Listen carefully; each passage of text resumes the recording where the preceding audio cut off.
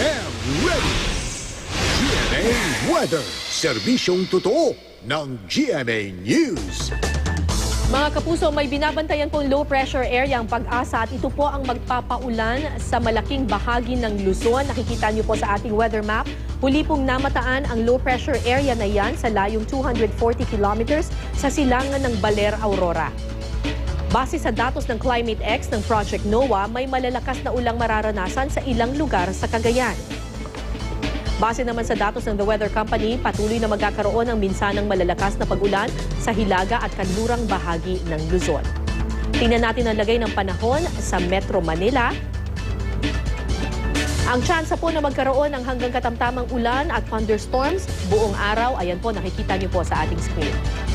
Mahihinang ulan naman ang inaasahan sa ilang lugar sa Visayas. Mahina rin po ang posibleng maranasang ulan sa Mindanao. Pero dapat maging I am ready sa posibilidad ng thunderstorm. Yan ang latest mula sa GMA Weather. Para sa iba pang weather update, bisitahin ang iamready.ph at ang social media accounts ng I Am Ready PH. Magplano para sigurado, I Am Ready, serbisyong totoo ng GMA News.